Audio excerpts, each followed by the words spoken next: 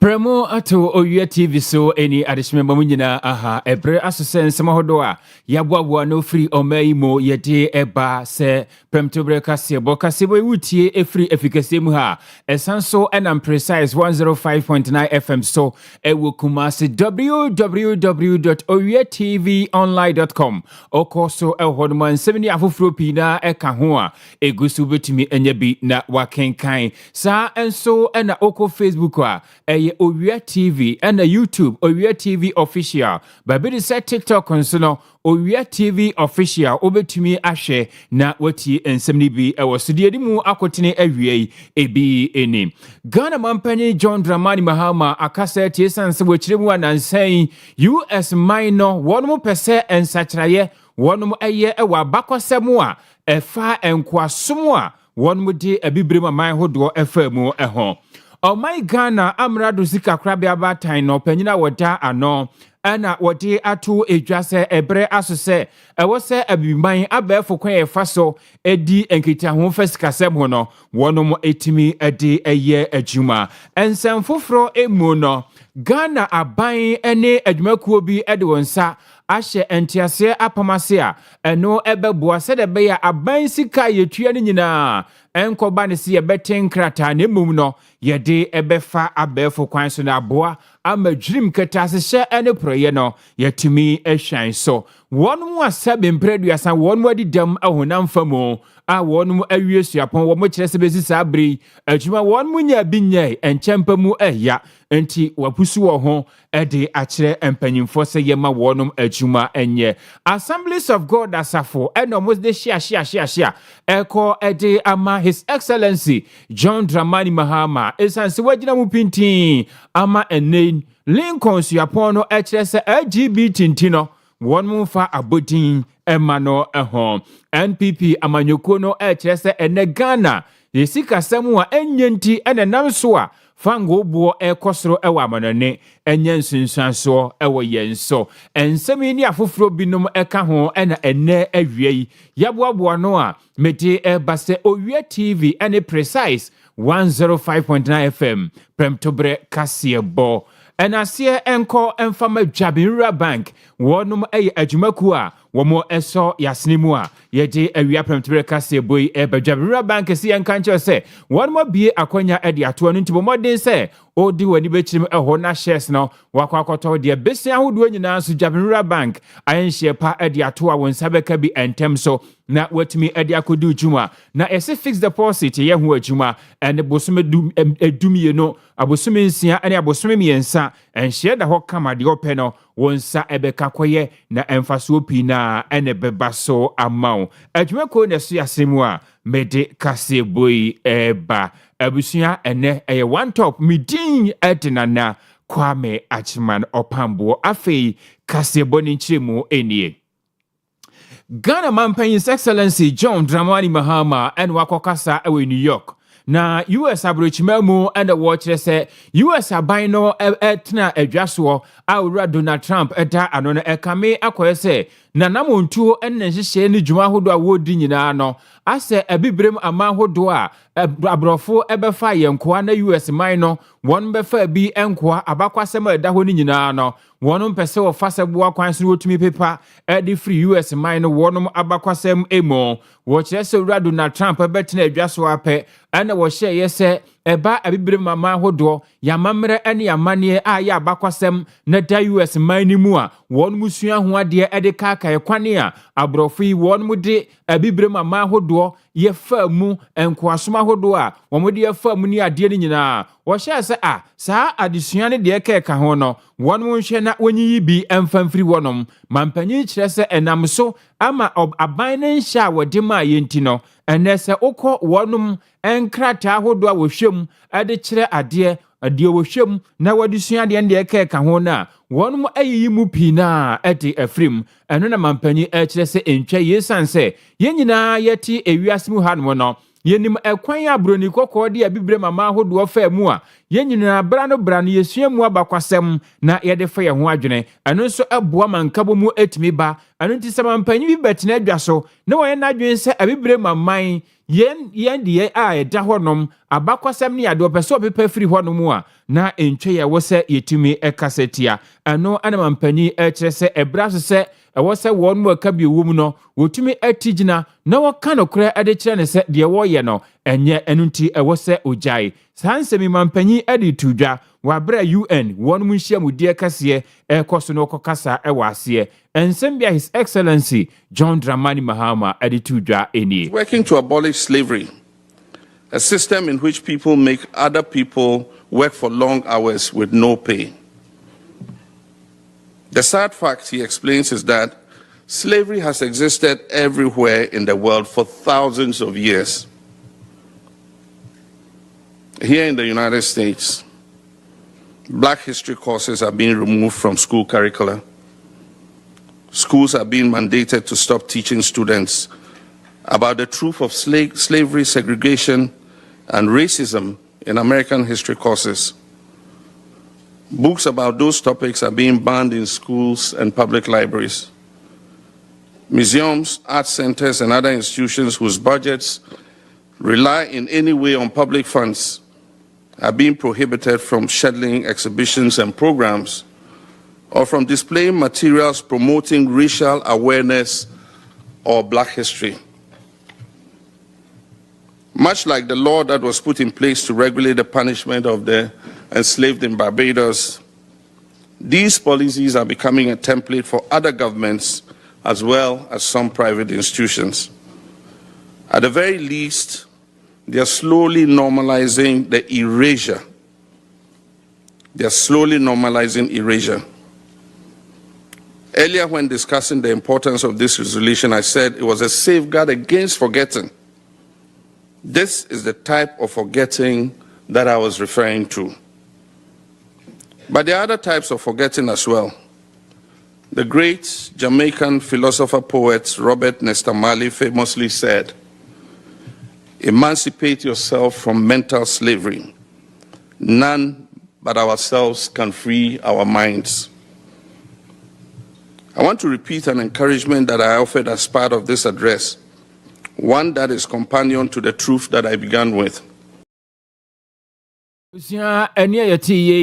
Excellency John Dramani Mahama Ghana Mampenyo de Sansemi Tudwa ewo UN won mu nhia mu die kese a ekoso ewo New York abonten so ase yenko ensenfofro emu Amrado a wada o my Ghana sika krabia batan ano Dr. Johnson Bandit esiama na wode atu edwa ese abibrem amai ahodo se yepesi etimi tumpone dia na wasi etimi denhyepa eto akwam na ene abefo kwan yefa so a yedi edisikasem ho edwa enkita ho no yetimi adi ye ho ehyemu yi papaapa wo kiremu akane no nanka obi epesi otua sika bia ebi agyeso sesa na wodi agu kante mu hwi na wodi akọ oman foforo na wakọ akotua ho kane nso ene ensakyraye eba ewo wiase ama hodo enyina mu a ewo se abibirim aman so yetimi ejina eno so na yetimi didi ho dwa na yetimi ejina na so pintin ewo sikasem emu or the Sansem Etudwa Wabra na 3I Africa Summit 2026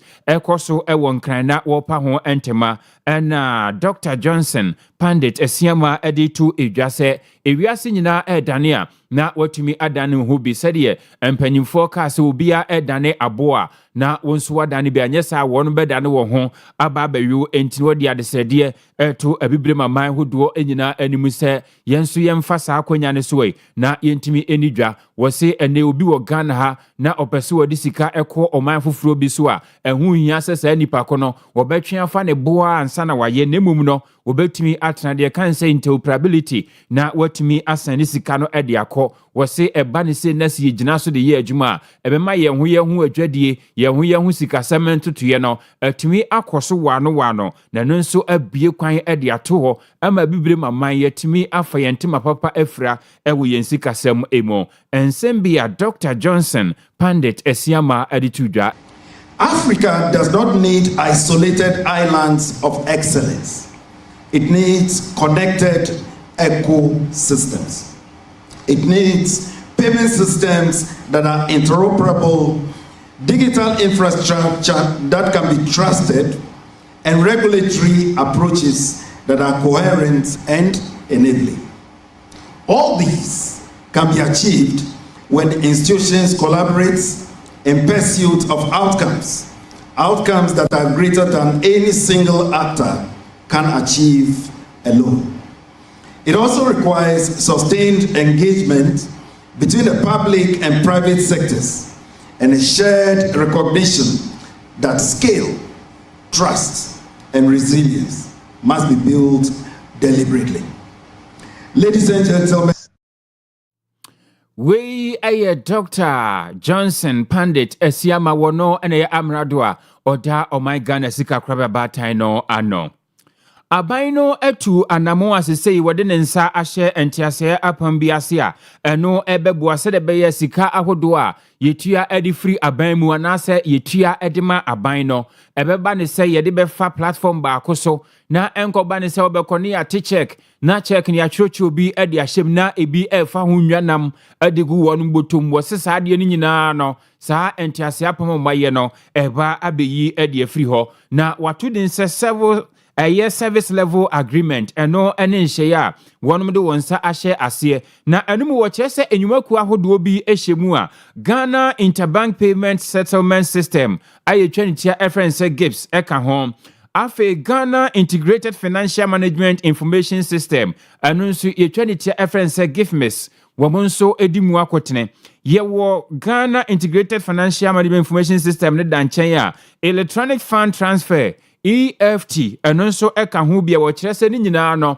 eye abefo kwan ye faso edi etua sika enunti no waka edi a kyere abanyumaku ahodo ni nyina se sika bi obi pese wotua no onfamfa saa abefo kwan so wabra onkote krata bia emfa enkomo bia na wasesa antiase apom ya wonmode wonsa ahye ase no eye GIPS wonon platform no so na ese de wonon befa esanse eno ne kubatan a mefane se eku ahodo ebobo so etua sika de faso ni nyina no womo etua ano na wose wonon behwe se de beya eba aban aso ya ahodo aban department adwumaku any agencies MMDAs womo nyina eka ho bi no wonon betumi atua won sika ede afasa ekwan ne so wabra wonon enkotete check bia na wo kasa wabra sa adwumadie ne wode wonsa ehye entiase apam ase no ena Controller Accountant General Owia Kaseɛ agye ade tudwa sesa nhia maye die ene kwan paso ano no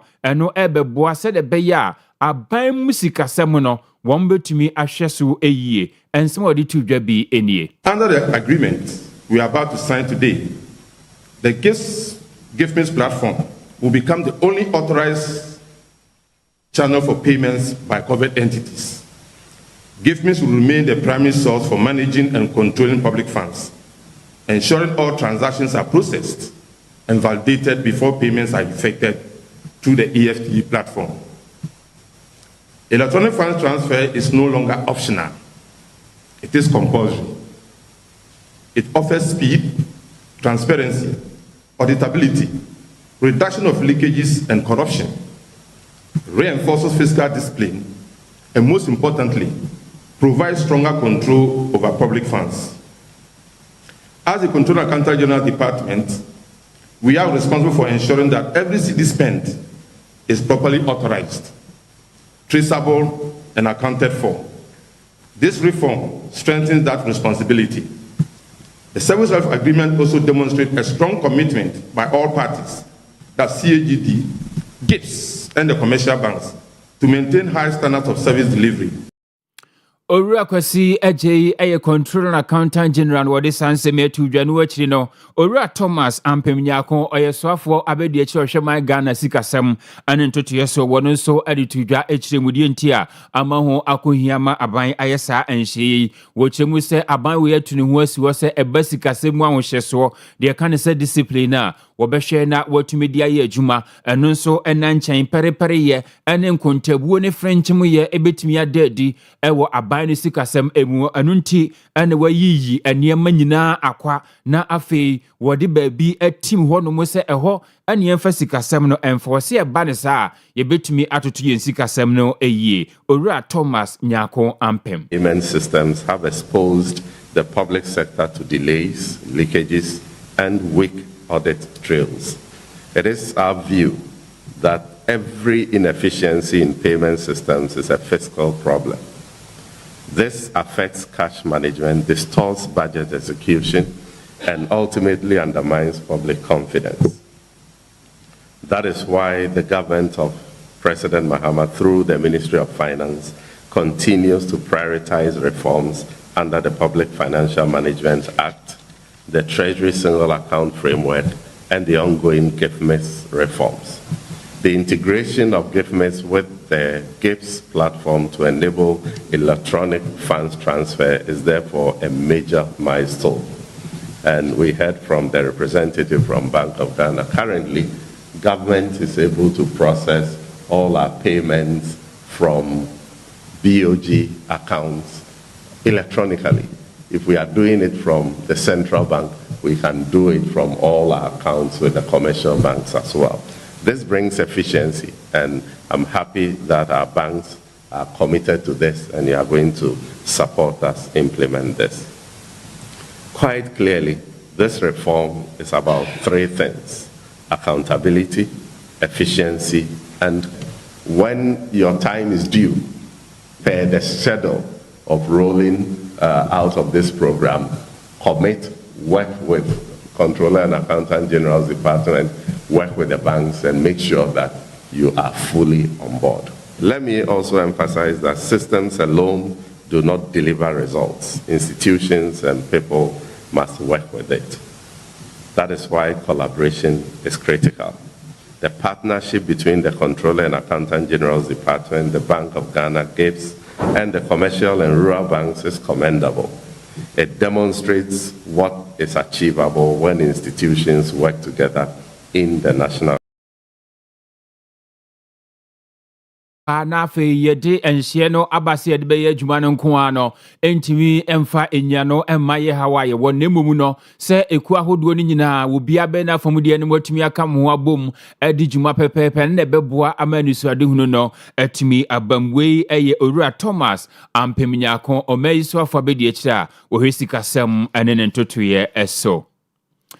Wɔnom asɛbe wɔnom adidam ahonam famu na wɔn akɔsuku awie suapɔn na nso besi sabre wɔnom enya adwuma ɛnyɛ yate agumɔnten so a wɔn ɛkyerɛ sɛ asundwie yɛkyerɛ ɛna wɔnom ɛyɛ ɛde akyerɛ mpanyinfoɔ sɛ de bɛyɛ a wɔn nso adwuma wɔnom nsa betumi aka bi na wɔnom ayɛ na ekue wɔnom efiti aseɛ na wɔnom ɛyɛ yɛkyerɛ no wɔde namu a efiri Accra aye rehabilitation center honomu a namu adabraka honomu a ana wonu de kopie mu ewo aban enyumaku ahodomu so besre pa sebe se obi adidemu a eno nkyese se nipa kono na sebio na adwen enya adwuma anase ontumi nya bibi ema no enyeye wabra wonu tigu monten so na wonu eye kire no wonu kita plakas ahodo ya kyerɛ so ebinum brofo kasa mu an wose we need jobs ye penyuma ene binum kran so kyerɛ sɛ moayɛ bieye enough is enough anu nso eguso ene bi nso ya kyerɛ so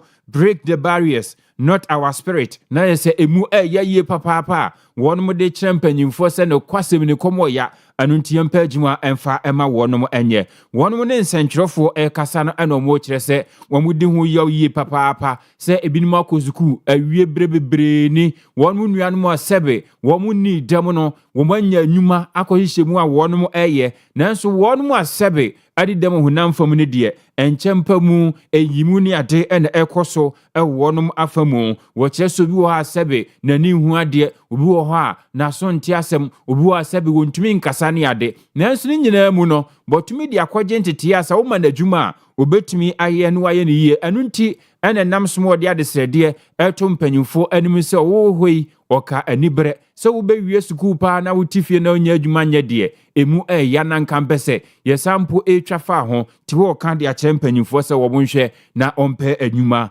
emfa ema wonmo nye ensem bia wonmo de to nsentwerofo animu enie very much simple. Want to have employment, and we are calling on government to issue separate clearance for persons with disabilities. We don't want the general clearance whereby persons with disabilities will have to go and compete with the able-bodied,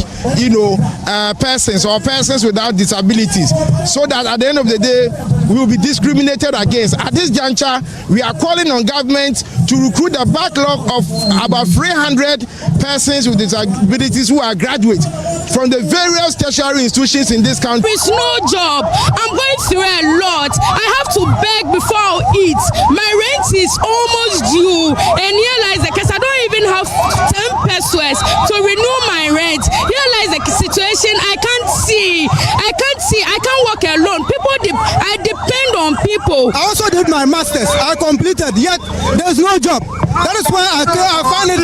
necessary coming all the way from Wa to Accra to demonstrate. I applied several times, but I always get denied. Why? Is it because I'm a disabled person? But as we speak,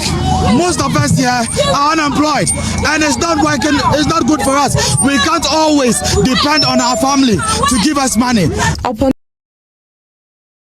we eye wonum asebe wonum adidam ahunam famu a womo akosuapon ahodo awie ebi mu kra ye top up ne ade nanso besi sabre wonum nya enwuma enyeye ene watigu monten so a wode ka kire mpanyimfo se yenhwe na yempe enwuma emfa ema won. Assemblies of God asafo wo my Ghana mu ana wonum kire se wonum eta His Excellency John Dramani Mahama achipintin efa nansen ajnabia Lincoln Siapon wo United States wonum asie se nanka wode doctor emu abasobodie bi ebema mpanyi ochini due ya nanso ne nsem bi okoka edify kwane ya sebe ema ne ma na afi mema epese hurukutu konfuo twe emu agoro ema wonum ni ewo mpema no so kra na nchen Ghana ha yema won kwan se de be ya wonum betumi adi mpema katima kapen agoro na enu akiri kra mmesa nso anya kwan awade wo mo ho ne ade no mampanyi akoka se TNT sa abasobon no kra no wo mo na mfama no matwe ede awofom na no an Assemblies of God Ghana HSO we kra ayen munyam hyekesie pa ede ma Ghana mampanyi John Dramani Mahama na krata won de ba bonten so won mo church for panyi ma asafo no aye Reverend Ernest Crying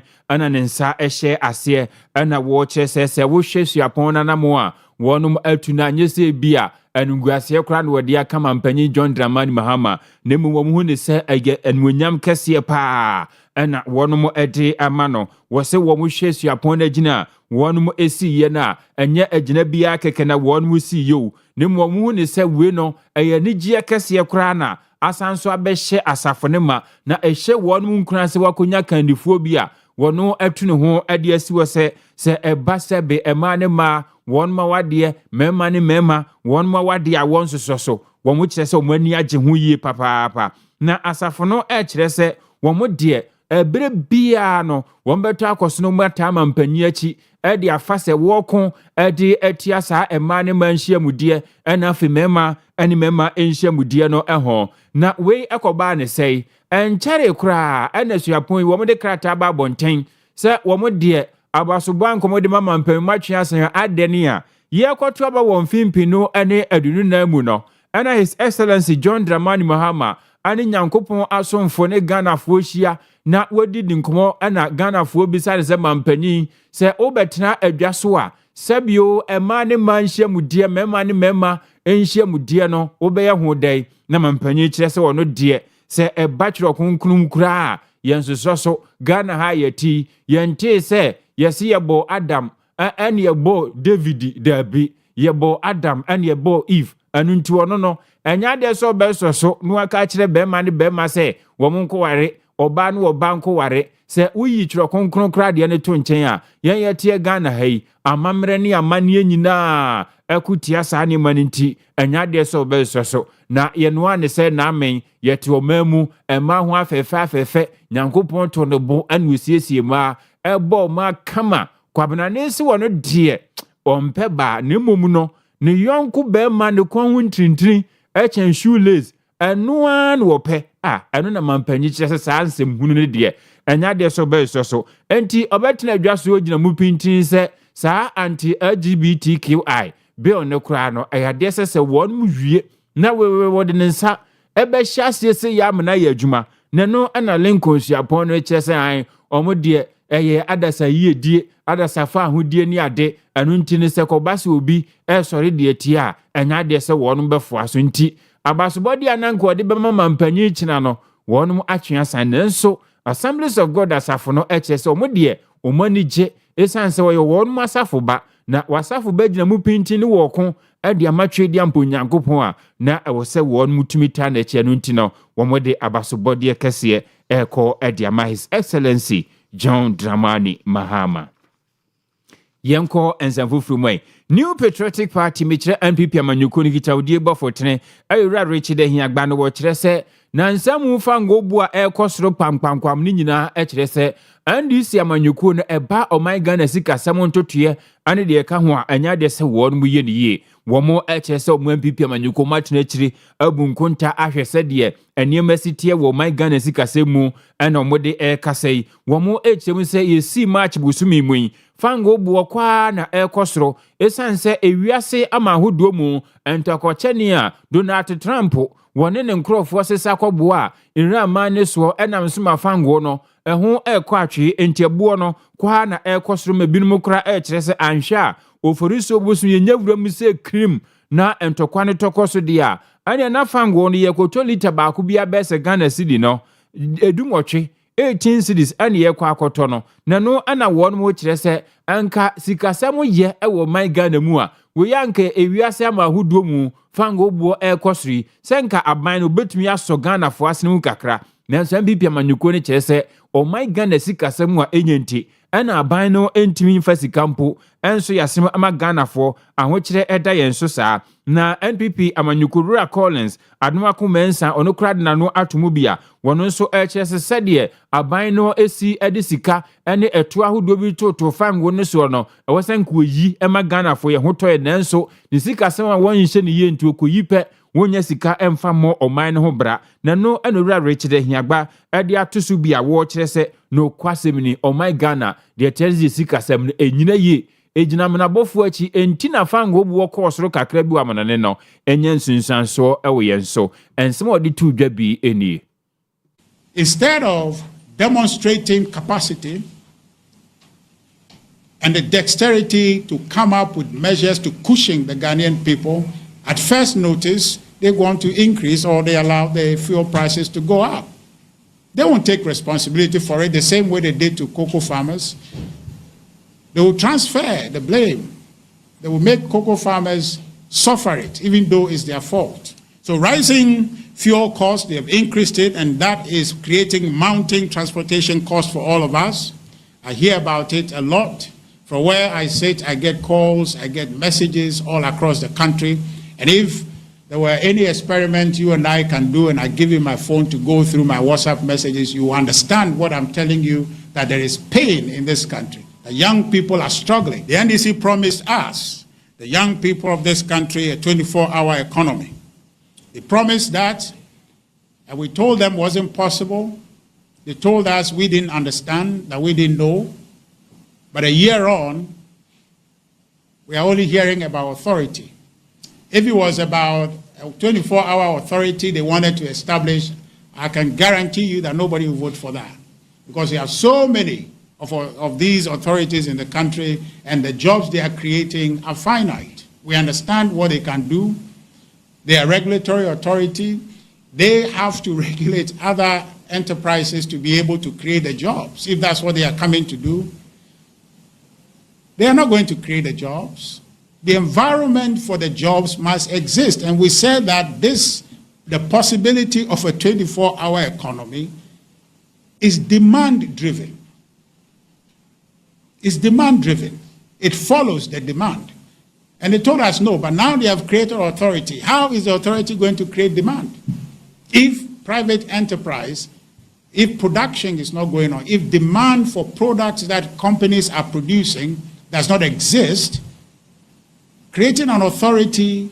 would not create demand. There will be no 24-hour economy. This 133 they talk about is a fallacy. Richard Hiagba wono ane nkita odi bo fotene adima New Patriotic Party meche MPP amanyoko no wode sansemi etudwa na enkoda bese aduonu mienu na wo kyerese enka yenam sabuwa kwan so de nkodai eko enkwaso mu nenso eko bi efren se challenging height bodom atumi age enkodai na enkoda bese aduonu mienu a oje wono no emu dubako eye mema enemu dubako nso eye ema wo mumfie no efri bese mfie nso ekosi emfie dumiensa na wo se enkodai ka yede wonum ekodi pa na ne titru pa se aponumu se no ene babia afarefo no koye adwuma no se ekoba se omode net no anasa asawunu koye adwuma na se ekoka nso no babia na yate nkoda ya gumuse munware na monkonko sane sa ahoma no apadie sei anankede nkoda na ekodi nanso no ekoyatimi ahwe age wonum a wode omo amagana posi adwumakuo no ena afi asoya ehwe asetam yedie meche Department of Social Welfare se won monye enkodai na wone nsentwerefo kasa na president a woda challenging height ku na ano ayura James Kofi anan ano da de sede eto aban animu se adwuma no edin yie papaapa anu nti beyanka ban no entwasika esum Ghana cedis ne be so pepe aduo no 20 million emfa ento se de beya won ma watu wo ho ede asiwo so behwe aboa ama enkoda yede wonum kowura apadie mu enam seboa kwanso yebetumi age wonum no wode ebeso wonum asene mu na ose oba Ghana ha ya hyemra kete etiase yede akoda bi ebefa ekwan boni bi so ne yede nakwa akodi pa ne ade na wo chechire mu no ene ose ekuo no nko a no wo hwe enfimpino ane adununu mu a enkoda besa hanu ane dubaako ananke yede wonum kodi pa ye wia wonum a enam so motumi age wonum wose emu adiokono eye mema emu wo ha anidu baako eye ma ema ne titiri sei ebinu wo ha ba sibra ne ade ananke yede wonum kobo ena nkoda no so yede bi kopo ene de eke ka mamoma koyinam ebi kura wo ho a frautade no so ene yede nkoda yiko amako ya farefo adwuma ne nyina mu no wotumi age wonum owura James Kofi ananensam a wode tudwa bi enie kafa mofra edonu bi wodon ye edwuma wo nkwasum na da mofra nya fe ofi mainly Lake Volta na last year challenging heights mofra ye fe won wodon ye edwuma oye zen wo nkwasum no wo ye 201 se edeyi kan edwuma ya ye abesen kosensa challenging heights ye shasa na chere ya fa mofra wo da tibeni mu ya fa nkokro 2888 in the last 20 years na the mofra ya fa won last year enya Ghana mofra nkoti ye di so fi Nigeria wo de won fi Nigeria de wo de won ba ye adwuma wo ha na wo hye won de won ka ye etutu bra na ebimunsu wodon fa kwan bi a ode wo ye dem computer fraud na di wo force won ma wo ye na won na won fi Nigeria baneze da yo nyina akọ nka na ze wo ye Ghana funinti ye rehabilitation amon wo ha na eyi chede se yetum ye mia ye nyi na ye boa police full Department of Social Welfare wobotu no wedi djuma oyezin na woda so dem human trafficking na woda so anu because djuma za ye di ni na oyedam kofi Ghana Police Service Department of Social Welfare Immigration Navy na ye won ye nanso wonyi sika wode ye edjuma na wo ye no nti tambia no na won wo kire won se bibumpo na wode won konkwasum na wode wokafa wona o se na sika unyi wonti wontumi ye nti esre na ya kabiem de mede bia mekan de yentwa sika botin anye kura 20 million na yɛmfa madam agency si na wɔmfa nzi wɔn dwuma ma ɔbɛyɛ a wɔbɛtum na wɔda ayɛ ma ɔfata dɛ Abusia President ya woda challenging height ku ano Ewura James Kofi Annan ana wode sansemi atudwa.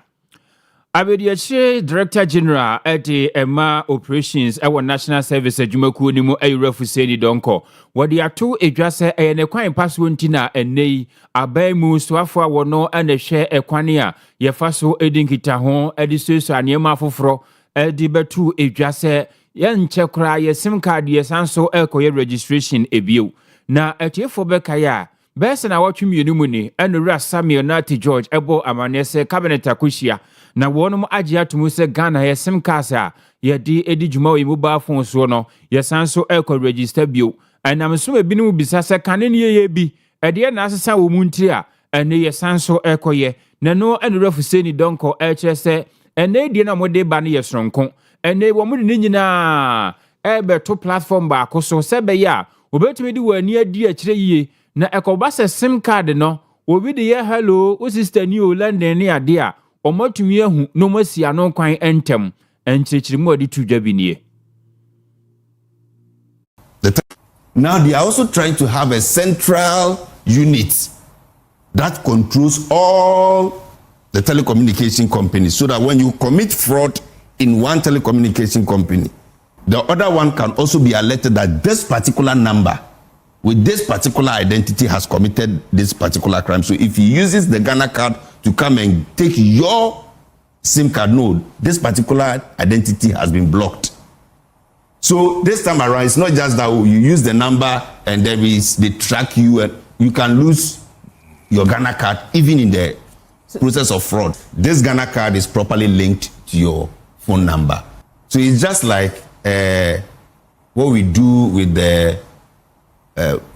voter registration. Go and check if your name has properly been written. So everybody now must be properly brought on board. There are people who are not even within the data. There are people who are within the system, like he's saying, who are committing fraud. And they are finding their ways through the system. And so now there will be a one central location.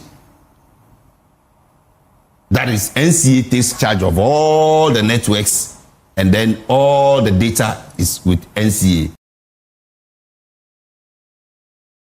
Fuseni Donko one ne kwankyerefo abediechira oda National Service Authority no ano asem kroya ho enura Samuel Nati George wo omayisuafo a wo hwe engitanwudie ena afei abefo kwaye faso adisesu anema ho nsem eso edi atudwa se wati se binum kase enei artificial intelligence AI abano wonu betumi afaso se de be ya sim card ahodo a akoba ne se ebimu abubo apepe so duplicates ni ade no kon betumi enam so yiyi edi afrimu sen se omo se ka kire Ghana fo nyina se yenkoto santen na yenkotwe din fangun krata mu na fe sim card no yensanso en register eno no wo kire se AI betumi aye adwuma ne de nanso se wokɔ ni nyina foforo ene se wodi AI ekoye se adwuma no enso sunye kakra ewom osi AI no ebetumi ahwe na akase saa sim card wei ebia edin ewomu no eye bese miensa anase din baako ye dia register sim card bese enum ensia ene akire de nanso AI ni ntumi nkyere se emu de wo hia ankasa ene ye original no enu tina ma ho akohia se ewo se yesanso koye din twiro ni nyina foforo na Ghana fo sim card no yetumi register enu nti wo se wate de anka ye ne papa mu a nanso si ye peniye pa dia say yebe registration no anu ne hia Samuel Nati George. So the fact that the minister herself admits that her system is flawed, and I mean there's all the conversations of do you want to use existing technology, do you want to use AI? Yes, I won't sit here and say that AI cannot clean up databases, but what AI can do is AI can eradicate duplicates. But what AI cannot do is authenticate which of those duplicates is original. Instead of me having to pick each one of the 30 million and now start that whole process again, why don't I give everybody the opportunity to do their own registration? So the 500 failed completely, and even in the 1.8 that passed, you see that there are loopholes that structurally, because there were structural inefficiencies in the system that was used, there's still challenges within the 1.8 million. Pampesia Sumrashi General Kriya Sansu Swafwa, washing Kitangudi and Samson or the Sansemi Etuja. Civil and Local Government Staff Association of Ghana, Chencha Frense Klosaka Yabam Krabatanibia. Now, one ebo amaniesa one do Wakandi egu for Messanse, Sikahu, a Yanambini, the Eka Kahubia, one pese abain a year edima one mono, or mabo abaya bona ba. One monster entine to a modo Makadi Guha, na Echo Bess na watch me and some enie, na Enredre and a Mobama, yes, say dear. Sa akandi omudigu o masanso afa ekoye adwuma sanse aban ne o matnase ayese bese na fuadu nan entemu no de won mo pe no wonum ensa ebeka anu nti yenua kwame redu aba pro ehwese no kwasebini adwuma no mokọ ana kwame mahan Madio so aminia yo ye da se boyamane okoye adwuma no mo ye yo Sadia wedi kan edi atibia no Kosak adwumaku a omoboa assembly ahodo ema omudu omudwuma bi ti se obedu office ho no na reception a wo ho no ojo awa wa tu no akyerɛ de se wo ye efi national health insurance nso so omamoboa no na efi death and birth nso so omudwumadi a omudu ho no omnyina eka se adwumaku yi a from Kosak ho a omu edi dwumadi aboa aban ne ne nhyehyɛ na awurahusɛm a ebeto mu nano ekoba busumi ni na ekoba se nyama hudu bi amudi ato aban ni mu wa fi atwamu no omo pe kira kwanya na omo nsan nya nkan ji enam so ema omudi omunyama egu fom se ene sa aban so entwi ani anase entwa nani mbehwe wo a enya ade a ombekọ adwuma no enam so ma omo tetenan ma yichini wo so ene omudi nkomo bia na nso so na omo kire se aban ya na omo hwe animu nanimu na fi nu ebe no omo enya ne kire se aban afra wo mu kokomu ene omudi nkomo se ekwa bia so enche kra obeti ombeti nka eni nti no obesere se omomodin a no omuntu anamon na fi omunkwohye adwuma se na so omunkwoto omodwuma zi omudie so se de bebo ama oman ni nkikyire so betumi akoso ene yi yabo nan akọ mi ahodo a assemblies no ewo ena fi dead and health omo so bia ena health insurance for na aso ya yekohu se ne yekoye no omo eguso a omo nyina aba adwuma na mum de omo kan nyina ne se enam se bosha aban ade ama wo mu se enchekra omo beti nka ewo nyoma hodo a omo ehwehwe free ni nchen nti no ene omo de omo ento aso adwuma no asan abamu a omo guso a omo ye dendendendende emu mo hwe ni mu ekopim se aban ne behwe ne bosha a ode ato omo ni betumi aban nti no omo nyina ne omo bia hono a oye adwuma kama ene wo mu komudi a omo ni edi se emrepamu no se aban ni wie bibia yo mo de a ombeko so ato aye ndu ne mu se koba se aban na dodo omudi asama aban no mo bi animu engineer anya adwuma dia ene kwa kweniken Ghana for be san to mo kan je ne de ye kase efi nura be me ya me no kase de Kosak omo eluzumu omo adwuma omo goso eye ne kama omo ahye ahodo nyina ne krakra mu no ma mimisa we ekoba se enyuma ko bi se omo tie atwa abekọ no na bo nse omo resume se na nka enyuma na bobo apepe so honom okoye sa na tie enam se na echiatie na ejaba mu ni nti dodo na nka bia omo kọ no makwa akwa omo nyuma no nkum se dodo na betme lempo no bia na ene ekomframa mu na dodo na bitumi atese wu nye bibi e wa hwe ho a obitumi akọ ne dia na de se emu hin han anka se meka se emu hin han emo mpisu bia nse da ma ho san se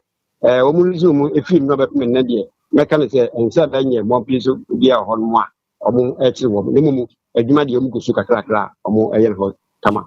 Kwame yebeda senda wie yi papa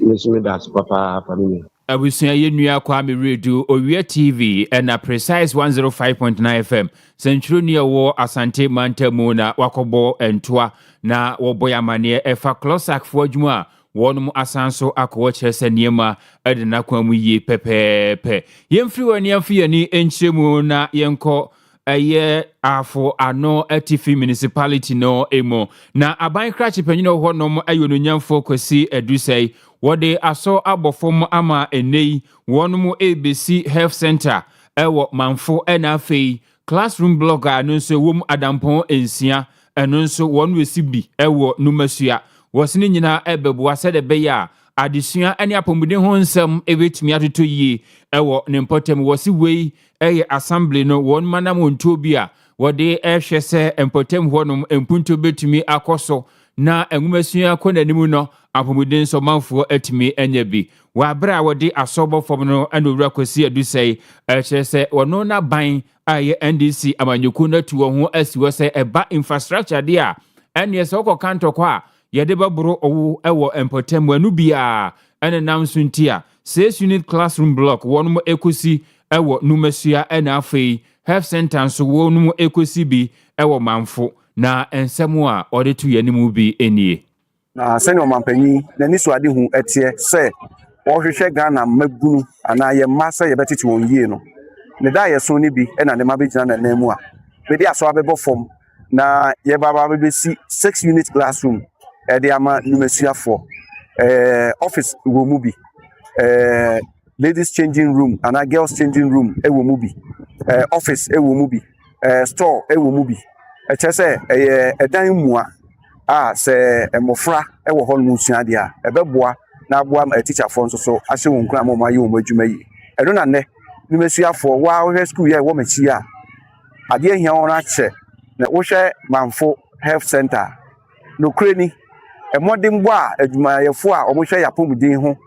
ɛwɔ hɔ no ɛbɔ no ɛyɛ sonko nti hafo ano nɔfo hanomfo enipa firi mmea ahodoɔ nyinaa even including yɛn district capital tepakrodua no kra nkasa kra ba ɛyɛ manfo ɛba bɛgye ayarehwɛ saa deɛ no nti so obi ba na ne ho dodo no na yɛgye no de no to health center hanom a onye baabi na ɛno na ma ɛho kɔ hia sɛ yɛn package a ɛsɛ sɛ yɛde hwɛ yɛn health area no yɛn mpanyinfoɔ edi nkɔmɔ no yɛnya ho kwan sɛ yɛbɛtumi de abɛsi ward kama ɛde ama saa health center yi ama obi ba na ne ho dodo no na ɛsɛ wɔda hɔ yɛde nsuo bi si ne so ma de kyiansa na wakɔ a ɔnso nya baabi papa ada ɛno na megyina na nan mu na me de aso ya bɛbɔ fom ɛno nso so contractor yɛde adwuma no hyɛ ne nsa ɛbɔ a wɔn nso ahyɛ ne sɛ akyɛ kora abosumi nsia sɛ nnɛ ya nso no na wɔn nso so awie adwuma na yɛkɔ akɔbie ama yapɔmuden adwumayɛfoɔ no nya kwan de hɔ nso so ayɛ adwuma yɛda mampanyin ase bɛgyina amanfoɔ no nyinaa mu afɔ ano na ɔfofoɔ ne yɛda no ase ne yɛda no ase a ebi mmerɛ bi yɛn nso so yɛwɔ ha yi yɛbɛsi na nan yie yɛngu no anim ase wo Afano North municipality no emo eye Owia Kaseɛ adusɛi ene wode sansimi to dwa no wachi no ana manfo hene eye nana kwakukwam a wotoso miensa enso ekyese sabin producer baifo ba ana nani enso ade anunti ordinance ekɔ edema ona bo se watumi ahwɛ na wo ba besi edan yi ede aboa enwumasua ena afa pomuden ho nsɛm eno achi na kyerɛ sɛ Oliver Twist oba wiase omeda wono di abrebia wo sanso hia de foforo ti obesre wona bo se wedie ekwan ye firi kwasi ase ekɔ manfo no enye wonhwe no onye hu adwuma emfama won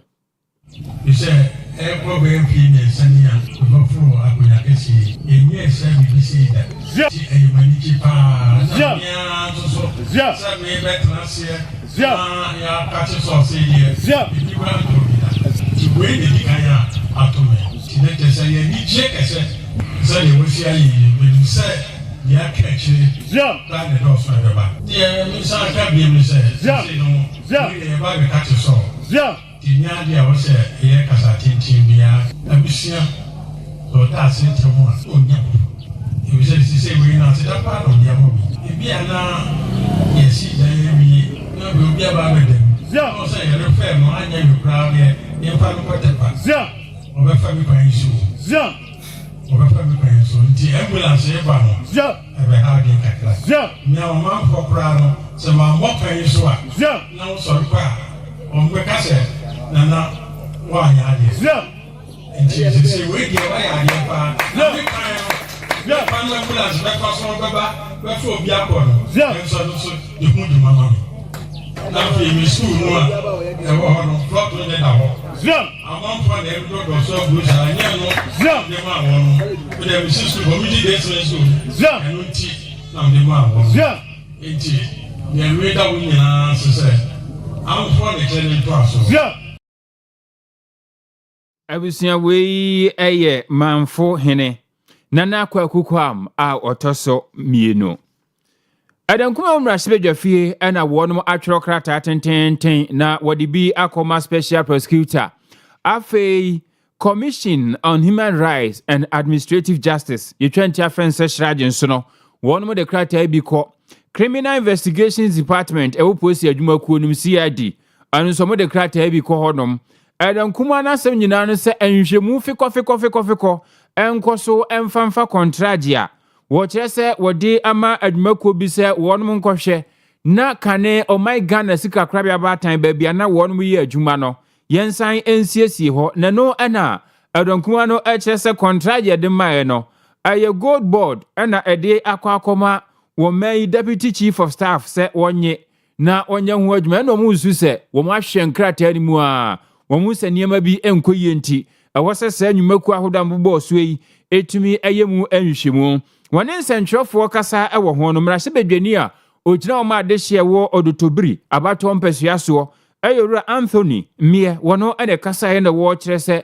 ɛwɔ sɛ nhwemu fikofiko etumi ɛkɔ sɛ owura Standogbe a yɛde saa nnwumakuo no emu dwumadie no nyinaa hyɛ ne nsa no oyɛ obi a na NDC amanyɔkuo no wɔ position no na ɔkasatia ana MPP fo dwirim kata asehye ne proye adokoro wo mo chew manager pade ani muniema de ma wo ho enso ba ye ebi na wuye anu nti sa akoba ne se ye de contract ama na woni ni nua a wo mu nyina ehye Wezo Group Limited mu ana wo nsa aka dia na mo san hwemu etumi ekoso esanse nanka enwumakuo pi na wo ho a saa adwuma de ahye ne nsa no anka mo betumi akoye eba ne san wo bi a wonu okita di bia kase wa aban mu na aban adwumakuo yekoyemu adwuma yesa nam so ma contract no ye de akwa ni nua se wonu na enkoye ho adwuma enom su saniema bi entwaye ewom na dankuma ne nsem a wonum ennam owura Anthony Mmie so editu dwa bi enie petitions to these three agencies or organizations to conduct an immediate investigation into the contract that has been awarded to Standogbe by Gold Board. We are of the view that there were several irregularities. The laws governing the awarding of contracts was not followed, and it is even likely that this contract would cause financial loss to the government. And so our petition simply says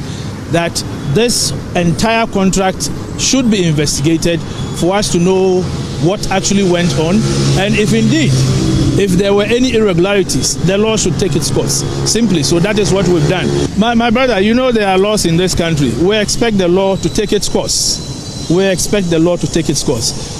Within the laws of the procurement, if the procurement was not properly done, you know what should be done. You cannot permit sole sourcing. If that has been done, then the entire contract would have to be abrogated. So at the end of the day, if it is established that the company that won the contract did not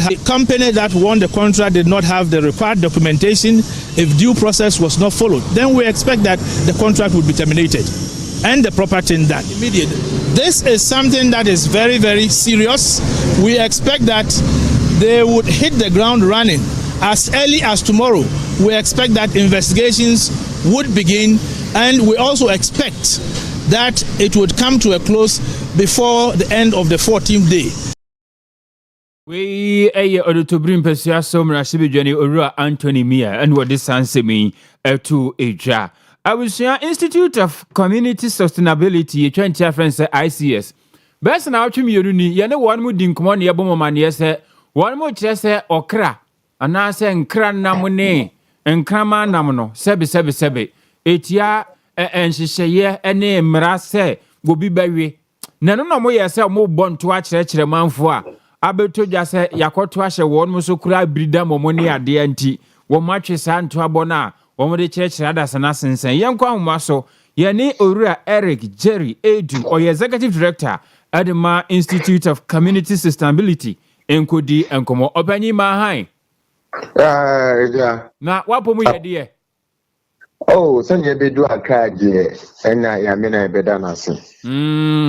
ye ne wodi nkomo nansan ma wodi tudwa se meow cat ena wo ɛyɛ kraman no wɔn yɛ namfo nom me yɛ nwi wɔn mo ne ade a ama mo fiti asɛsɛ mo bɔ ntoa yɛatwe sɛ mo atwe asensɛn ɛba ne sɛn me nua agya mɛbɛdu ɔpɛmisoɔ kurom deɛ mɛkyɛ ɔpɛmisoɔ ne wɔtiefoɔ ne wahwɛfoɔ a wɔwɔ Kumasi ne ne fɛfɛ beebi a yɛde to yɛso sɛ yɛbɛko etia sɛnea ɔmɔwe nkra ne nkraman basabasa wɔ Ghana ha no yɛbɛbɔ dewuro na nkɔfoɔ agyae saa mmoɔ ne awereɛ ne wɔ Ghana ha nti yɛde to dwa sɛ yɛbɛkɔ ntoa wɔ Ghana ha afa na nyinaa na yɛ akyerɛkyerɛ ɔmo sɛ nkraman ne nkra no ɔmo yɛ ebusuafo a yɛne ɔsɛ yɛne ɔmo tena fie ɔmo yɛ mmoa a ɔsɛ yɛwe wɔ ɔmo nti yɛde to dwa na yɛsate sɛ yɛkɔ yɛapa ɔbɔ yɛkɔɛ no na yɛkɔ north yɛdu hɔ no yɛne ɔmo kasa yɛdu hɔ no na obi agya wakɔtɔ baako a ɔde ne kɔ nti me fii sika no mebisa ne sɛ ɔde kama ne kɔ yɛ na ɔso ɔkɔware this weekend na list na ɔmo de maa no ne kontafoɔ ne in-lawfoɔ ne sɛ ɔmo pɛ kraman na ɔmo de a ɛna mi sɛ nti ɔmo kraman de ade na ɔmo antɔ ɔbaa a ɔmɛtumi anyɛ ne wa wo ba ama ɔmo na ɔso dabi ɛyɛ ade a ɔmo kɔ na ɔmo akɔwe nti mi ne kasa no na nkɔfoɔ no deɛ ɔmo nimi gyaga na nkɔfoɔ bebree nim na ɔmo sɛ nkɔfoɔ sɛ so you people yɛka kyerɛ mu na mo ba na mo ase aba no yɛka kyerɛ mu wɔ social media mo ba yɛbɛbu mu na mo ase aba no ɛnyɛ deɛ yɛbɛbu nti ɔbɛn se mu sɛ baako aba nti mu na baako abɔ me hook na ɔde me atare me kaa no sɛ yɛbɛyɛ dɛn wɔ obi asoma yɛ a na adɛn na ɛpɛ sɛ yɛsɛ wɔ dwa nti sɛnea n'ani yɛ wei ne ntɛntɛm na me nya kwan bie ɛkaa na mekɔhyɛ front na yɛ driver no ti aso nti sɛ yɛdi agorɔ abɔkɔ sɛ musu baako sɛ brabra bɛtintim n'aso bɛtwa yi n'ase firi hɔ n'aso yɛ den yɛbɛtiti aso na mekɔhyɛ kaa no na yɛ driver no gya ɔti aso a yɛde dwane yɛ a yɛde bɛpie Accra ha but yɛba yɛn sɛ ebi a yɛato ada yɛbɛboaboa yɛn ho na yɛasa so akɔ hɔ biem enti wei no mankɔka hwee kraman ne freedom ana mopɛ de ama no nni adwagu mu so nti yɛkɔ hɔ sɛ yɛkɔkyerɛkyerɛ mu sɛ nkraman no wowie a ɛma rabies yare bebree wɔ nkraman mu a ɔni sɛ wowe ɛne sɛnea woku wɔn mu no nyinaa kyerɛ sɛ ɛnyɛ mmoa mmɔwe mu yɛ bɛma wohwɛ wɔ Ghana ha wobɛte na obi wɔ animal farm ɔwɔ pig farm ɔwɔ goat farm ɔwɔ poultry farm yɛnti sɛ wɔ nkraman farm da yɛnti sɛ wɔ nkra farm da but Ghanafoɔ no we ne yɛhwehwɛ mu sɛ ɛyɛ ne kyerɛ sɛ yɛsi a no woyi Ghanafoɔ 100 so a ɛmu 65% ɛwi ɔkra anaasɛ kraman ne ɛmu 45% yɛ mmaa na ɔmo we nti sɛ yɛansɔre ntia anko ntia saa nneɛma ɛbɛdu medu wobɛkɔ adwuma bɛba no wɔ kra a wohwehwɛ no a wohu no obi w'ani bɛba ho so no na da obi nkwan mu wobɛhwɛ ɔkraman obi ahu yɛwɔ nkraman wɔ mmoa a ɔmobɔ yɛ ho ban wɔ fie ɔkra yɛ sɛ kɔnfo bi ba wo so a kraman no bɛbaake wobɛdede awo ona no wobɛte sɛ obi ɔkraman no kyɛw sɛ mewura obi aba ha a yɛnim no ebi obɛdi wo bɔne nti da ho so saa na wowɔ ɔkra wɔ fie a okura ba wɔ fie a ɔkra no bɛkyɛsi no because onim sɛ ɔkra no bɔde n'anu bɛto aduane mu adi a ɔde problem bɛba nti saa nneɛma no na ɛpɛ sɛ ɛbɔ ho da a anka yɛnyɛ yɛ tim anidie a anka monte asɛm papa but sɛ yɛaba yɛbɛsan akɔ obi ne akɔbɔ ho dewuro till time a Ghanafoɔ bɛgyae ɔkra ɛne nkramare ɔwɔ Ghana man mu na ɔpanyin wɔ bi a ɔno wawe ɔkra firi tete ne nananom awe a na wabɛto so na tradition goes on wɔwe ne kra ne nkraman na wode nansa pɛ ɛkɔ stɔpe no ɛbɛyɛ yie ɛnti a obi ɛfɛ ne born again obi tumi di bɔne a ɛde na ɔde asesa nti sɛ nipa ko no kɔ so na odi bɔne na onim sɛ bɔne na ɔdi na ɔbɛkɔ so ayɛ ɛno nti na yɛasɔre sɛ yɛbɛko atia na ɔmo gyae na ɔmo yɛ because ɔmo nim obi anka nkyɛn ɔmo sɛ ɛnyɛ ade bɔne nti ɔmo ti na ɔmo kɔ so wore ɔmo wia na ɔmo di enyi na ɔmo ma so abɛtoatoa so yɛ billboard ɛde sisi wɔn ne nyinaa so ɔmo atwitwa yɛ billboard na asɛ ne nyinaa nti mi nua gya yɛbɛboaboa yɛn ho ne yɛasan akɔ biem nti mi nua akɔ ampa mɛkɔ mi wokan na yɛkɔ na abɛfa na waka yɛn ho nyinaa yakobon with the room. Who quite a journalist, who could count say, who could campaign against in Kamane in Clary. Into Momo, and echo. Billboard in the see Ashtown when I'm with the see home. Oh, yeah, near this or make you chum. Pa, and I'm me for how much team. Yes, in your Bolagan so much team.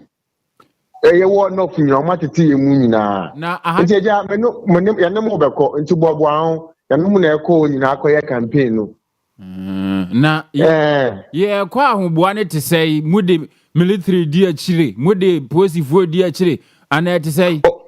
oh, the said I am friend to me friend to ja, but said that who can wire quack born to 1 day, a no echo until you be out there, new boom, you because I quit here, and say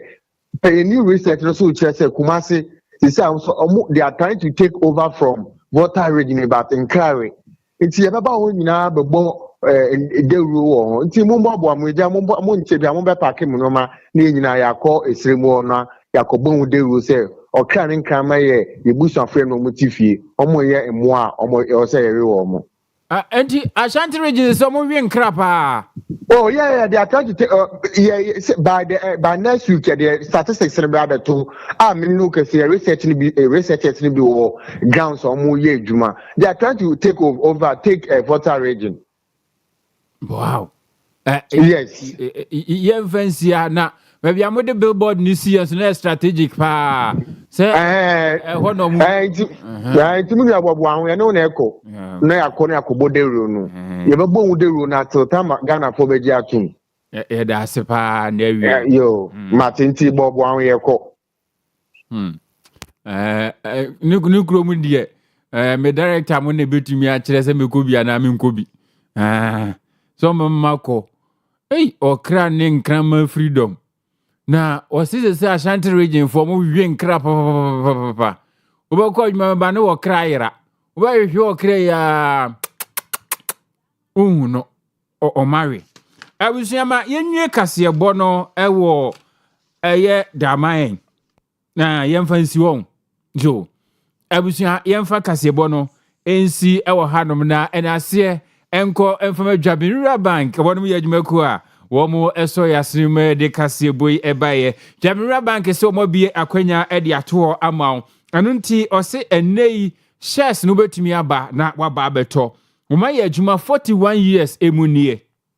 asem bia ma ho esikakra bia bre bia no onwese perepere ye beda ne ho adi enhye bia o my Ghana esikakra ba tan de ato onso no omudi so adiye adwuma anu nti ose shares no bra ne betobi for sika ekohyem na daachi bi yebu nkonta wonso wanya so emfaso ni bi na watumi adi ebra tintimu ebebo ntuta shares ewo Dwabinwura Bank fixed deposit wo mo ye ho adwuma se eye interest ne se de osi pani bia wokwa anu omo nka ho asem ne beboa wo oni hwammo da biara da bosome miensa bosome nsia ne abosome do mienu ehwo nhye eda ho emaw fa ofon no na bo star 389 star 984 hash now so abeka ho anase wo frɛ 0544 745856 and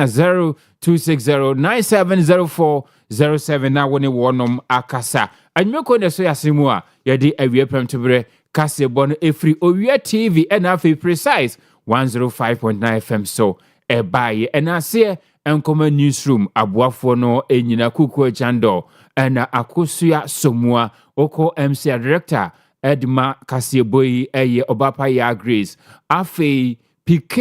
Simon Nanayao Mr President won munyina ebochidom na etimi ede Kasieboyi ba semfo eyra Asante Yeboa Benedict kenkanfo eye me Nana Kwame Achman Opamwe medamo ase ema mu anitie na afi mu eneshe